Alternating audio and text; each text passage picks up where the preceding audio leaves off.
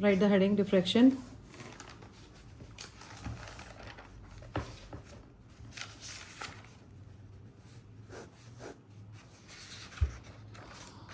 Diffraction.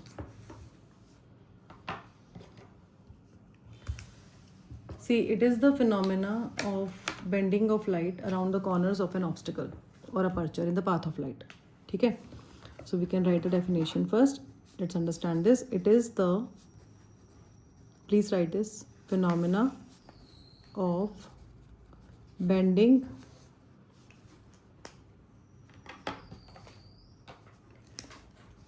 of light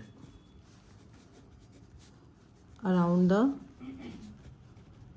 corners of an obstacle or aperture in the path of light. Obstacle or aperture in the path of light.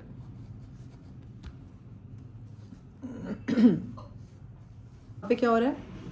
Definition से क्या clarity हो रही है कि obstacle या कोई aperture जैसी चीज़, अपर्चर मतलब जैसे छोटा सा होल होगा, ठीक है, we can have a small hole और anything which is obstructing the flow of light, ठीक है, तो उसके अराउंड लाइट बेंड करती है, ठीक है.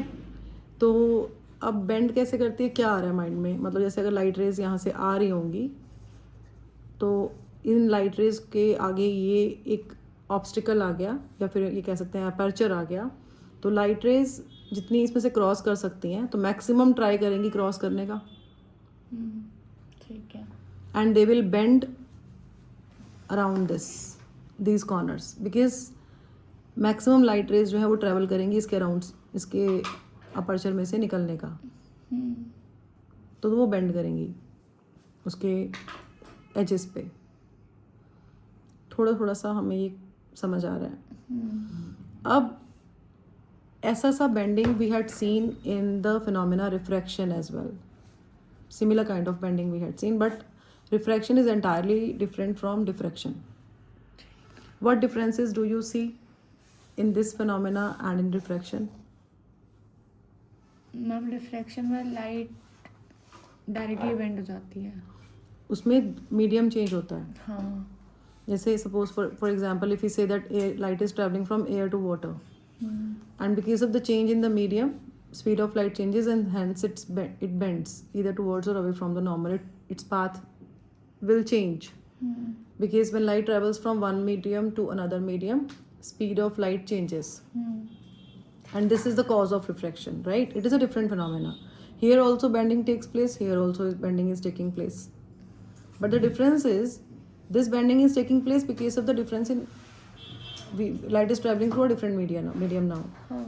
And this bending is taking place because we have an obstacle or aperture in the path of light which is causing the bending. And because of this, bending is taking place here in this case, because of this aperture. So here is no change in medium, we have light traveling in the same medium, but just because there is certain obstacle or aperture in the path of light and it causes the bending of light. So this is the difference between diffraction and refraction.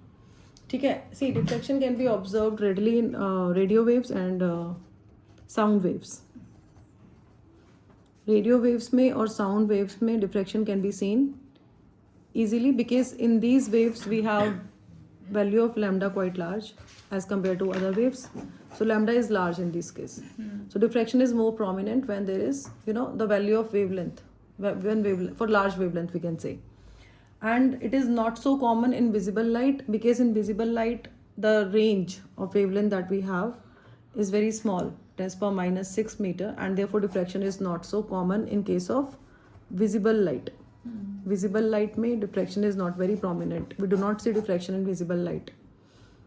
ठीक है. It can be seen in radio waves and sound waves because there we have large wavelength, but for small wavelength diffraction cannot be observed.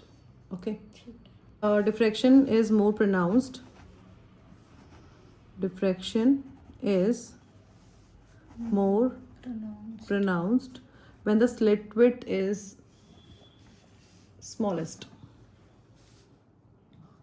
When the slit width is smallest. Slit width is the What is slit width here? This aperture, width of this aperture. If we have smaller slit width, then more diffraction can be seen. So for small aperture, we have better, we can get better diffraction. ज़्यादा होगा तब जाके diffraction ज़्यादा होगा. जितना aperture छोटा होगा उतना डिफ्रैक्शन ज़्यादा अच्छा होगा, क्योंकि लाइट उतनी ज़्यादा बेंड करेगी. अच्छा ठीक है. ठीक है. Let's take 2 different aperture sizes. Okay, तो जैसे if you take 2 different aperture of different sizes, जैसे ये थोड़ा सा बड़ा अपर्चर ले लिया हमने, लार्ज अपर्चर है ये, और ये हमने थोड़ा छोटा अपर्चर ले लिया. ठीक है. Let's draw wave fronts. हम कैसे ड्रॉ करते हैं? जैसे अगर प्लेन वेव आ रही है यहाँ से, तो how do we draw wave fronts? ऐसे सर परपेंडिकुलर, है ना? हाँ. है ना? तो ये आपके अगर वेव फ्रंट्स की फॉर्म में अगर हम देखें तो ऐसे ये वेव फ्रंट अगर है, तो इसमें जो वेव फ्रंट बनेगा आपका वो स्फेरिकल बनेगा, बिकॉज लाइट रे बेंड हुई है ना at the around the corners of this aperture. Light ray will bend, so will get a spherical wave front. ठीक है. But in the same case here also we have the see here the aperture size is different. In this particular case we have large aperture, but what if we have small aperture?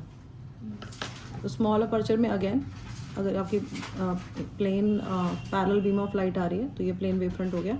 तो जब ये इसके through pass करेगी aperture के through, तो light will bend मोर.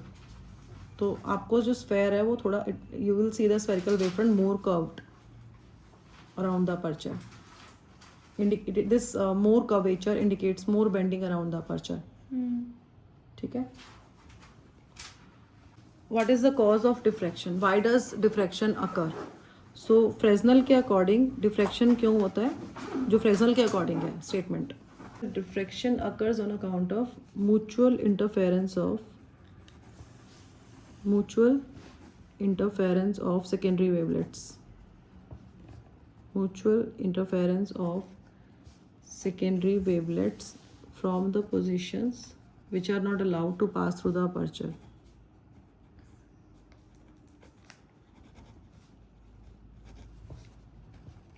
क्या समझ आया?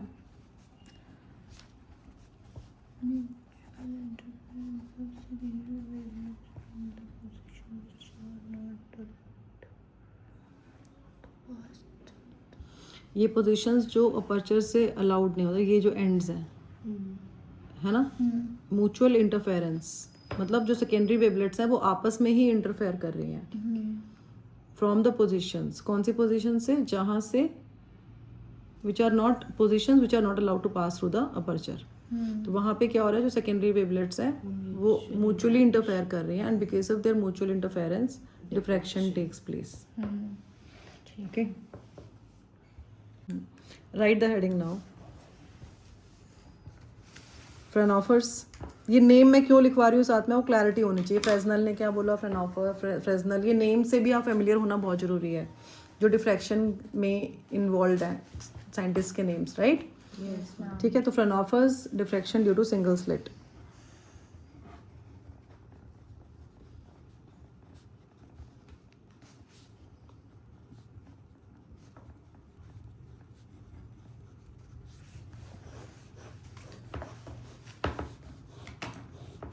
Fraunhofer's diffraction due to single slit में we take a source of monochromatic light. ठीक है, this is a source of monochromatic light, and we take 2 convex lenses. This is first lens and this is your second lens,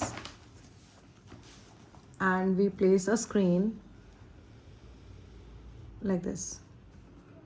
Okay, so this is our screen. XY is a screen where we see the pattern, and this is the source. S is the source.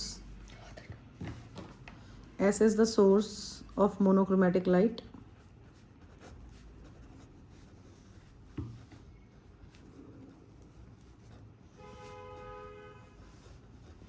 See, this lens L is L, and this we're taking as L dash. This L lens L, no? Both are convex lens, though both are convex lenses, but lens L is called collimating lens. Collimating lens का इसका function क्या है basically, जैसे यहाँ से जब light rays आ रही हैं ना, जब यहाँ से लाइट वेव्स आ रही हैं, तो we can have light waves like this कैसे भी आ सकती हैं. तो कॉलीमेटिंग लेंस का पर्पस क्या है, उसको पैरेलल बीम ऑफ लाइट में सेट करके लेंस सेकेंड लेंस तक फॉल करवाना. ठीक है. And we have a aperture here because light has to pass through aperture for diffraction to take place. ठीक है. तो अब कॉलीमेटिंग लेंस है ये आपका, you can write here collimating lens. ठीक है. अब कॉलीमेटिंग लेंस का क्या पर्पस है कि जो पीछे से लाइट आ रही है उसको सिस्टमैटिकली आगे फॉरवर्ड करवाना कि वो अपर्चर से ऐसे मतलब पैरेलल बीम ऑफ लाइट की फॉर्म में पास करे इस तरीके से. ठीक है. अब ये आपका ऐसे लाइट पास करेगी, फिर उसका लेंस एल डैश पे फॉल करेगी. Lens L dash because it is a converging lens, ये कॉन्वेक्स लेंस है, it is a converging lens, so this lens will converge the light waves at a point on the screen and where we see the pattern. Here also we see the bands of light of different intensities. ठीक है. I'll explain this thing to you later, but first write about this. L dash is a convex lens. We have we can label it as AB. So AB is a single slit. It is single slit experiment, no? We have no double slit here as in Young's double slit experiment we had double slits, but here we have just one slit. So single slit, and let's take width of this slit as A, small a. इसकी जो slit width है उसको हम A ले रहे हैं, small a. ठीक है. और ये जो A है ये order of wavelength, मतलब ये आपका जो slit width है it is very small और ये wavelength के order का है. लाइट की जो wavelength होती है ना उसके order की हम slit width ले रहे हैं. ठीक है. X Y is a screen. ये जो डिस्टेंस है आपका अपर्चर से स्क्रीन तक का, we taking this distance is capital D. ठीक है. तो अभी we are getting a plane wave front here, no, because we have a parallel beam of light, so will get a plane wave front, है ना. Let this point be the central point B C. अब secondary waves from the points equidistant from the center C of the slit, यहाँ से centre है ये slit का, C is the center of the slit. अब जो waves बनेंगी equal distance पे C और C भी ना, जो C ऊपर की साइड भी है और नीचे की साइड भी है. यहाँ से मतलब लाइट वेव्स जा ही रही है ना. So secondary waves from the points equidistant from the centre C of the slits lying in the portion of CA and CB of wavefront will travel the same distance in reaching point O. Let this point be O. जितनी ऊपर वाली waves हैं और जितनी भी नीचे वाली waves हैं वो सेम डिस्टेंस ट्रेवल करके O पॉइंट पे रीच कर सकती हैं या नहीं कर सकती हैं? कर सकते हैं.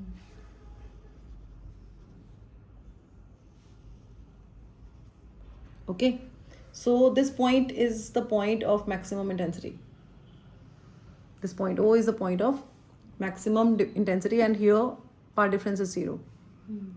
क्योंकि जितना पाथ ये लाइट को ट्रेवल करना पड़ेगा उतना ही पाथ ये लाइट को ट्रेवल करना पड़ेगा. So there is no path difference which can be seen here. ठीक है. Now consider secondary waves travelling at an angle theta. So what if waves are travelling at an angle theta with CO. अगर किसी इस मतलब इस angle पे अगर waves move कर रही हैं जैसे ऐसे ऐसे मूव कर रही हैं, मतलब this time we taking waves like this. मैं इसको रेड कलर से थोड़ा सा रीड्रॉ कर देती हूँ so that you can differentiate easily. Now it is clear, you can see it. So if you take waves travelling at an angle theta with CO, this angle is theta. एक तो हमें पता है कि जो वेव फ्रंट होता है ना it is perpendicular to the waves, no. तो ये भी हमें पता है ना, इसको हम यूज़ करने वाले हैं यहाँ पे. तो बट बिफोर दैट डिस्कशन इसमें भी इसको देखते हैं कि जैसे अगर वेव आपकी ऐसे जा रही है तो दे विल ये जो आपकी ऐसे जाएगी तो इट विल गो स्ट्रेट. और जो ये वाली है this light wave it has to reach at this point only. It will bend a little and will reach at this point. This one also will bend and will reach at this point. तो अब ये जो है आपका this is the path difference. So this रे ना this wave ये second वाली जो है नीचे वाली this has to travel extra path length. तो यहाँ पे पार्ट डिफरेंस 0 नहीं होगा. तो यहाँ पे path difference is not zero. Here path difference is zero, but here path difference is not zero. ठीक है. ठीक है. तो अभी जो आपका पार्ट डिफरेंस है वो क्या है, बी एन के इक्वल है. अगर इसको हम रीड्रॉ करते हैं, जैसे ये this is the slit right A B, and we have drawn like this. This is your perpendicular, है ना, और यहाँ पे हमने एन लगाया है. तो ये आपका B N is the path difference and this is A. ठीक है. तो पार्ट डिफरेंस क्या आएगा आपका, बी एन. अब एक, बिकॉज पाथ डिफरेंस का मतलब होता है जो पाथ लेंथ में डिफरेंस है. पाथ लेंथ क्या होता है, जो पाथ की लेंथ है उसको, मतलब इसको समझो थोड़ा सा कि हम जो फिजिक्स में टर्म्स यूज करते हैं, path difference, phase difference, actual में वो है क्या. जो ऊपर वाली वेव जो स्लिट के इस वाले एज से निकल रही है वो ये लेंथ कवर कर रही है. जो नीचे वाली वेव स्लिट के दूसरे एज से निकल रही है वो ये लेंथ कवर कर रही है. तो it is covering extra length, no. ठीक है. तो ये आपका डिफरेंस हो गया. और ये आपने परपेंडिकुलर ड्रॉ किया क्योंकि परपेंडिकुलर के बाद इक्वल है. परपेंडिकुलर के बाद, क्योंकि वेव फ्रंट है ना ये आपका, ये बेसिकली आपका वेव फ्रंट है. अगर वेव ऐसे जा रही है तो आप वेव फ्रंट कैसे बनाओगे, ऐसे बनाओगे, है ना. तो ये पीछे से स्लिट ऐसे है, तो ये आपका वेव फ्रंट है. यहाँ पे भी बना सकते हो ऐसे ना, ऐसे ये वेव फ्रंट है. तो अब ये वेव प्लेन, ये वेव फ्रंट ऐसे बनेगा ना इसका, perpendicular to the waves, no. तो अब ये वेव फ्रंट के आगे अगर आप देखोगे तो इक्वल लेंथ है, बट वेव फ्रंट के पीछे अगर आप देखोगे तो ये जो नीचे वाली वेव है ये एक्स्ट्रा लेंथ कवर कर रही है. तो ये आपका पार्ट डिफरेंस हो गया. ठीक है. तो अब एक चीज़ ये भी है इसके अंदर कि अब थीटा एंगल है यहाँ पे, ये थीटा है और ये एंगल थीटा है और ये एंगल भी थीटा है. अब ये थीटा कैसे आएगा, कौन सा, ये वाला, मतलब ये वाला एंगल, इसको थीटा कैसे लोगे. ये भी आप 90 माइनस थीटा वाला कॉन्सेप्ट लगाओगे यहाँ पे. यहाँ पर ये वाला एंगल थीटा है ना, ये वाला. हाँ, तो आपका ये वाला एंगल थीटा है, जैसे ये थीटा है ना, ये वाला ऐसे थीटा जा रहा है, तो ये थीटा है और ये 90 डिग्री बन रहा है. ठीक है. और ये थीटा है अगर ये ऑल्टरनेट इंटीरियर नहीं, हाँ इक्वेट कर निकालो, ये 90 डिग्री है तो फिर 90 माइनस थीटा हो जाएगा ये, और ये आपका थीटा आ जाएगा. नहीं आया, एक बार दिखाओ. This is A, this is B, ये ऐसे है, ऐसे और ऐसे. बीच वाला चाहे हम नहीं भी ड्रॉ करते तब भी चलता. ये ऐसे जा रहा है, ठीक है. एंड दिस एंगल, इसको हम जो ये यहाँ से जो ले रहे हैं, है ना, ये वाला एंगल जो ले रहे हैं हम, ये हम थीटा ले रहे हैं. ठीक है. ये आपका 90 डिग्री है. और अब मैं आपको ये बोल रही हूँ कि ये एंगल भी थीटा होगा. क्यों,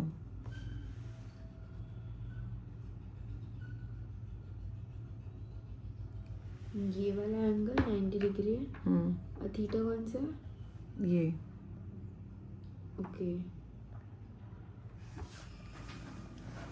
तो ये वाला भी 90 डिग्री हो गया ना, ये 90 डिग्री है तो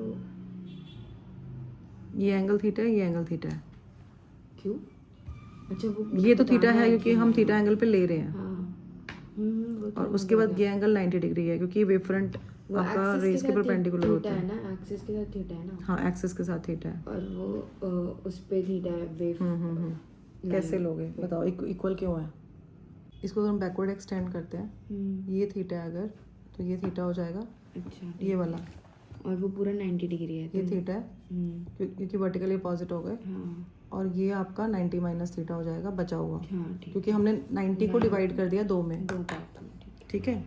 तो अगर नीचे वाला पार्ट आपका थीटा आएगा क्योंकि वर्टिकली अपोजिट एंगल्स हैं, तो ऊपर वाला 90 माइनस थीटा हो जाएगा. अब ये एंगल भी तो 90 डिग्री बन गया यहाँ से, हाँ, क्योंकि ये आपका परपेंडिकुलर है ना, 90 डिग्री हो गया. और ये 90 माइनस थीटा अगर, ये ए जैसे अब ये वाला इस वाले ट्रायंगल को देखोगे तो ये 90 डिग्री है and this angle is 90 degree minus theta, और ये कितना है 90 डिग्री है, तो ये कितना होना चाहिए, थीटा ही होना चाहिए ना, इसलिए थीटा है ये। ठीक है मैम। ठीक है। थोड़ा ये कंफ्यूजिंग खिचपिच सी हो गई है, बट इसको अगर आप कहते हो तो मैं इसको थोड़ा बड़ा करके और बता देती हूँ आपको। आ गया समझ। क्योंकि ये पूरा ऐसे था ना, ये पहले ऐसे और यहाँ से ऐसे जा रहा है, ये इसको ऐसे देखो, ये थीटा है तो ये भी थीटा होगा, और ये पूरा 90 था तो उसको डिवाइड कर दिया तो 90 माइनस थीटा, तो ये 90 माइनस थीटा आ 90 गया, माइनस थीटा। और यहाँ से ये परपेंडिकुलर है तो ये 90 हो गया, और ये 90 माइनस थीटा है और ये 90 है, तो ये थीटा हो गया। हाँ 90 है और ना? 90 माइनस थीटा। तो इसको जब ये ट्रायंगल पूरा बनाओगे तो ये थीटा आ जाएगा। मतलब इसको हमने एक्सटेंड कर दिया है, इसको एक्सटेंड करके ये थीटा और ये 90 पूरा था, तो ये वर्टिकल अपोजिट एंगल्स इक्वल होते हैं, ये पूरा 90 है तो ये 90 माइनस थीटा, और ये 90 डिग्री हो गया और ये थीटा हो गया। ये किया है, ठीक है। तो बी एन ये आपका हाइपोटेनियस है, ये परपेंडिकुलर हो गया, तो ये आपका बेस है, ये आपका परपेंडिकुलर है, परपेंडिकुलर बेस हाइपोटेनियस, ठीक है। तो बी एन आपका क्या है, परपेंडिकुलर है ना, तो perpendicular upon hypotenuse is sine theta, तो B N upon A is equal to sine theta आएगा, तो B N is equal to A sine theta, ठीक है जी। तो ये क्या है आपका पाथ डिफरेंस है, क्या है ये पाथ डिफरेंस है। तो अगर आपका पाथ डिफरेंस लैम्डा है then P will be the point of minimum intensity, ठीक है। If path difference is equal to lambda or n times lambda, then P will be the point of minimum intensity. And see, for every point in the upper half AC, ये जो upper half है, there is a corresponding point in the lower half CB, मानते हो? है ना? upper half AC में जो point होगा उसके corresponding एक point CB मतलब lower half में भी होगा, for which path difference between the secondary waves reaching point this point P is lambda by 2। तो अगर आपका पाथ डिफरेंस लैम्डा बाई 2 होगा then P will be the point of maximum intensity, maximum और we can say मतलब intensity ज़्यादा होगी वहाँ पे, ठीक है। तो what if we have nth secondary minimum, nth secondary minimum के लिए जो पाथ डिफरेंस है, क्योंकि वो nth सेकेंडरी मिनिमम है ना, see we get minima and maxima here, this is central maximum, ये जो पॉइंट होता है ये होता है आपका सेंट्रल मैक्सिमम, ब्राइटेस्ट पॉइंट होता है ये, यहाँ इंटेंसिटी मैक्सिमम होती है, ठीक है। उसके बाद सेकेंडरी मैक्सिमा सेकेंडरी मिनिमा मिलते हैं हमें। तो फर्स्ट जैसे यहाँ पे अगर हम वेव फॉर्म में बनाएं तो ये आपका मैक्सिमम इंटेंसिटी इस पॉइंट पे होगी, ठीक है। उसके बाद आपके सेकेंडरी ये minima maxima minima maxima minima maxima, you get things like this here in the same way, ऊपर भी ऐसे होगा minima then we get maxima, secondary maximum बोलते हैं इसको, फिर मिनिमम, फिर मैक्सिमम, फिर मिनिमम, फिर मैक्सिमम। तो इसमें क्या है ना आपका ये जो है first secondary minimum, first secondary maximum, second secondary minimum, second secondary maximum, third secondary minimum, third secondary maximum. आ रहा है समझ? ऐसे ही नीचे ऐसे ही ऊपर, क्लियर है, ठीक है। तो for nth secondary minimum, secondary minimum path difference क्या होता है हमारा a साइन थीटा। अब एंगल तो डिफरेंट हो सकता है ना, क्योंकि जितना ऊपर जाओगे उतना ही एंगल चेंज होगा। यहाँ पे अगर लोगे, यहाँ पे अगर देख रहे हो nth, सपोज ये nth है तो यहाँ पे एंगल आपका डिफरेंट बन रहा है, ये बिगर एंगल है नो। यहाँ पे देखोगे तो इतना एंगल बन रहा है, यहाँ देखोगे तो एंगल और चेंज हो जाएगा, मतलब एंगल भी तो चेंज होगा ना, तो थीटा कांस्टेंट नहीं है ना। तो पाथ डिफरेंस क्या है a साइन थीटा, तो we can write theta subscript n because we have different angles right. For minimum intensity path difference आपका यहाँ पे n लैम्डा हो जाएगा बिकॉज n सेकेंडरी मिनिमम निकाल रहे हो, ठीक है। nth सेकेंडरी मिनिमम में पार्ट डिफरेंस क्या हो जाएगा, n lambda, and for nth secondary maximum, अब देखो ये इजी था अंडरस्टैंड करना बिकॉज यहाँ पे लैम्डा है, फर्स्ट सेकेंडरी मिनिमम, सेकेंड के लिए 2 लैम्डा फिर 3 lambda, you can you know write very easily, but for maxima we have lambda by 2, उसके बाद आता है आपका 3 lambda by 2, we get our secondary maxima at these positions, ठीक है, लैम्डा बाय 2, 3 लैम्डा बाय 2 और 3 के बाद क्या एक्सपेक्ट कर रहे हो, 5 लैम्डा बाय 2, अच्छा फिर 7 लैम्डा बाय 2, ऐसे मिलता है. सो nth सेकेंडरी मैक्सिमम में जो आपका पार्ट डिफरेंस है वो a sine theta n subscript, यहाँ पे we will write 2n + 1 lambda by 2, so where n is 1 2 3, मतलब एनी इंटीजर, ठीक है. ठीक है, क्लियर. Yes, हाँ. तो nth secondary minimum is, for nth secondary minimum the condition is a sin theta is equal to n lambda, for nth secondary maximum condition is a sin theta is equal to n + 1 lambda by 2. अब हम क्या बोल रहे हैं कि ये जो slit width है हमारी a, it is of the order of wave length, तो it is very small.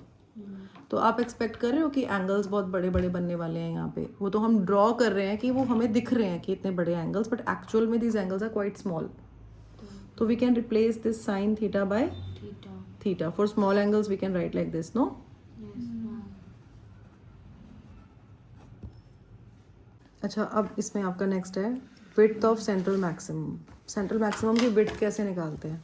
Central maximum बेटा आपका यहाँ बनता है, ये आपका सेंट्रल मैक्सिमम है ना, ठीक है. और इसके बाद आपका ये मिनिमा आता है, first secondary minima on either side of central maximum we get, no. तो अब अगर आपको सेंट्रल मैक्सिमम की विड्थ निकालनी है तो this is the width of central maximum, ठीक है. है ना, this is the width of central maximum, ये है विड्थ. अब ये विड्थ कैसे निकालोगे, जैसे आपका ये सेंट्रल मैक्सिमम है तो ये विड्थ निकालनी है. तो सेंट्रल मैक्सिमम की विड्थ क्या है, width is the distance between the first secondary minimum on either side of point O, ठीक है. So this point is the, let P be the point of minimum, first secondary minimum, जो हमने ऐसे angle पे bending करवाई थी ना, वो पॉइंट हम मान रहे हैं कि वो पॉइंट P है जहाँ पे फर्स्ट सेकेंडरी मिनिमम है, तो वो पॉइंट P वहाँ पे ले लिया हमने, ठीक है. और इसका जो हम ये वाला जो डिस्टेंस है ना, ये इसको हम ले लेते हैं x. तो विड्थ क्या होगी सेंट्रल मैक्सिमम की, बिकॉज जितना ऊपर होगा उतना ही नीचे होगा, तो सेकेंडरी मैक्सिमम की जो विड्थ है वो क्या हो जाएगी आपकी 2x, ठीक है. Yes, हाँ. तो अब फर्स्ट सेकेंडरी मिनिमम अगर हम लेते हैं तो उस केस में आपका मिनिमम के केस में a साइन थीटा आपका n लैम्डा के इक्वल लिया था ना हमने, तो n is 1 because first secondary minimum है, तो a साइन थीटा हो जाएगा lambda. So from here we can write sine theta as lambda by a, and because theta is small so we can write theta as lambda by a. एक तो ये चीज़ आ गई. Second, let f be the focal length of this convex lens, and we know that capital D we had taken the distance between the slits and the screen, and we are assuming these slits to be very close to the convex lens. This slit is very quite close, so f and D they are nearly equal. This is one thing. अब एक चीज़ और understand करेंगे, if we draw this triangle, तो this angle is theta we had taken no earlier, तो ये theta angle बन रहा है आपका इसके साथ, है ना. इसको देखो यहाँ से, शुड आई रीड्रॉ इट, ये इसको ओवरराइट करते हैं, ये देखो ये क्लैरिटी हो रही है थोड़ी थोड़ी, ये वाला ट्रायंगल आई एम टेकिंग, ठीक है.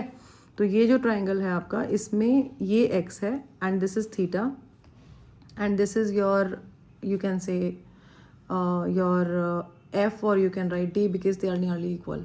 और फोकल लेंथ जो होगा जहाँ पे लाइट रेज कन्वर्ज करे, because we are doing the light rays coming from infinity, they will converge at focus, and ये जो screen head is placed at focus at f, ठीक है. तो f is nearly equal to d, so either you can write f or d, doesn't matter. And what is tan theta? Tan theta is perpendicular by base, x by f you can write or x by d you can write. So this tan theta is theta again, because for small angles we can write tan theta as theta, ठीक है. So second our theta is x upon d, so we can compare these two. So x upon d is equal to lambda by a, This implies x is equal to lambda d by a. So what is the width of central maximum? Width of central maximum is 2x, no? So width of central maximum is 2x, and therefore 2x is equal to 2 lambda d by a. Or we can write 2 lambda f by a, focal length is given and distance is not given. ठीक है, this is the width of central maximum. अब एक चीज़ understand करनी है कि इसमें आपको pattern कैसा मिलेगा. इसमें जो इंटेंसिटी का जो रिप्रेजेंटेशन ग्राफिकली कैसे करोगे आप, पैटर्न कैसा मिलेगा इसमें. जैसे यहाँ पे अगर हम लेते हैं एंगल, ठीक है, angle increases with distance from central maximum, right. और यहाँ पे वी आर टेकिंग इंटेंसिटी.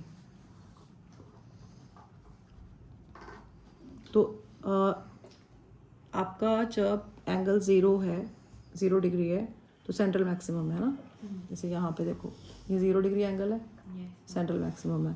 तो यहाँ पे जो पॉइंट है आपका, ये मैक्सिमम इंटेंसिटी का होगा डिफ्रैक्शन में. उसके बाद आपका ये आ गया, इसको नीचे लेके जाएंगे हम ऐसे. ये आपका फर्स्ट सेकेंडरी मिनिमम आ गया. फिर आपका first secondary maximum, second secondary minimum, second secondary maximum. तो ये ना, इसमें जो आप इंटेंसिटी को रिड्यूस करते जाओगे, ठीक है, इंटेंसिटी को आप इसमें आप रिड्यूस करते जाओगे. जैसे पहले आप तो इसमें सेम लेंगे हम, ये आपका मैक्सिमम आ गया, फिर मिनिमम आ गया, ऐसे करके, ठीक है. ये आपका डिफ्रैक्शन है. इसमें भी we are getting dark and bright bands. This is bright band, dark, bright, dark, bright, dark. और इंटरफेरेंस में भी we get dark and bright bands. दोनों में हमें डार्क एंड ब्राइट बैंड्स मिल रहे हैं, ठीक है. और इसमें वहाँ पे डबल स्लिट था, यहाँ सिंगल स्लिट यूज़ किया हमने. वहाँ पे क्या था, 2 वेव्स के अलग अलग सोर्सेज लिए थे जो इंटरफेयर कर रहे थे, और हमें डार्क एंड ब्राइट बैंड्स मिले थे. यहाँ पे क्या है, जो सेकेंडरी वेवलेट्स है वो उनमें म्यूचुअल इंटरफेरेंस से we are getting this band. तो ये थोड़ा पुअर है, मतलब इसमें intensity you can see it is reducing, no. हाँ हाँ हाँ. डिफ्रैक्शन में इंटेंसिटी क्या हो रही है, रिड्यूस हो रही है. इंटरफेरेंस में ऐसा नहीं था. इंटरफेरेंस में हमें जब हम ग्राफ प्लॉट करते थे तो हम ऐसे प्लॉट करते थे. ये इंटरफेरेंस का ग्राफ है और ये डिफ्रैक्शन का ग्राफ है. बहुत ज़्यादा डिफरेंट है दोनों.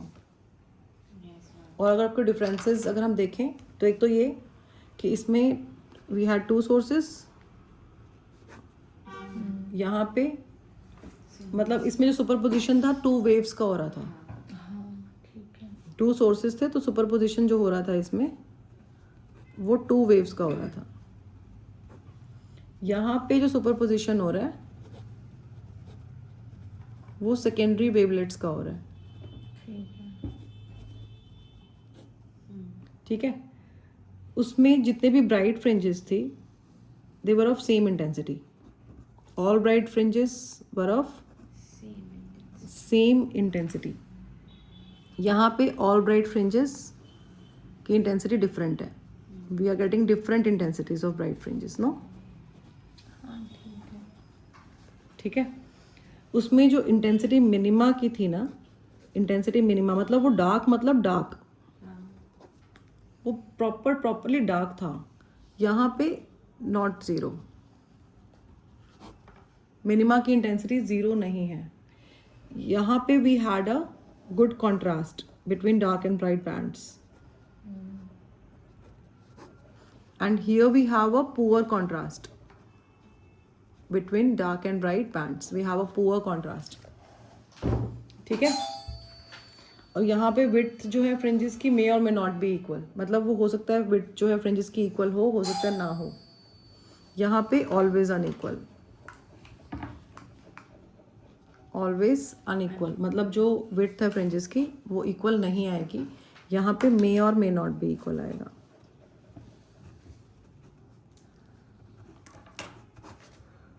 ठीक है. So this is the comparison. अब इसके बाद एक चीज़ और भी है कि डिफ्रैक्शन में because we are taking a monochromatic light, है ना. तो मोनोक्रोमेटिक लाइट है तो सेंट्रल मैक्सिमम आपको मैक्सिमम इंटेंसिटी का मिल गया. और आपको डार्क एंड ब्राइट बैंड्स मिल गए अनइक्वल विड्थ्स के और डिक्रीजिंग इंटेंसिटीज के. What if we have white light? अगर वाइट लाइट होगी तो डिफ्रैक्शन कैसा होगा? क्या लगता है आपको? अगर वाइट लाइट होगी तो डिफ्रैक्शन कैसा होगा? तो पैटर्न कैसा आएगा? कलर्ड आएगा. पैटर्न कैसा आएगा? Because white light consist of 7 colours we know. ठीक है, तो अगर डिफ्रैक्शन में हम वाइट लाइट ले रहे हैं तो पैटर्न कैसा आएगा? कलर्ड पैटर्न आएगा. और जो सेंट्रल मैक्सिमम है वो तो वाइट ही होगा. ये तो आपका रहेगा वाइट ही. ठीक है. और लाइट के अंदर हमने डिस्कस किया था अभी कि विजिबल लाइट में डिफ्रैक्शन ज़्यादा नहीं होता. साउंड वेव्स और रेडियो वेव्स में डिफ्रैक्शन प्रोमिनेंट होता है ज़्यादा. विजिबल लाइट में इतना नहीं होता. बट अगर what if we have visible light then what? This is the question. तो आपका जो बैंडविड्थ है ना, where should I write? I am writing here. जो बैंडविड्थ है आपका वो डायरेक्टली प्रोपोर्शनल होता है वेवलेंथ के. ठीक है, तो अगर आपका रेड बैंड बनेगा, अगर है ना, रेड बैंड कब बनेगा? रेड की वेवलेंथ क्या होती है? अगर आप विजिबल लाइट का देखो तो विबग्योर होता है ना.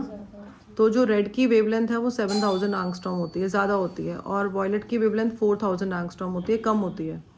तो रेड बैंड कब बनेगा? जब आपकी वेवलेंथ ज़्यादा होगी. हायर वेवलेंथ होगी तो कैसा बैंड बनेगा? Red band. और वॉयलेट बैंड कब बनेगा? जब आपकी कम वेवलेंथ हो. स्मॉलर वेवलेंथ के लिए, है ना. अगर वेवलेंथ कम होगी, है ना, तो बैंडविड्थ क्योंकि प्रोपोर्शनल है वेवलेंथ के, तो अगर वेवलेंथ कम होगी तो वॉयलेट बैंड बनेगा. For smaller wavelength we get violet band, for larger wavelength we get red band. ठीक है. और we can also find phase difference here. What is the relation between phase difference and path difference? Phase difference is 2 pi by lambda into path difference. You can put delta. ठीक है, ये पता है ना relation. तो in case they ask you to find phase difference, you first find path difference, then multiply it by 2 pi by lambda, you will get phase difference. Clear? Yes, ma'am.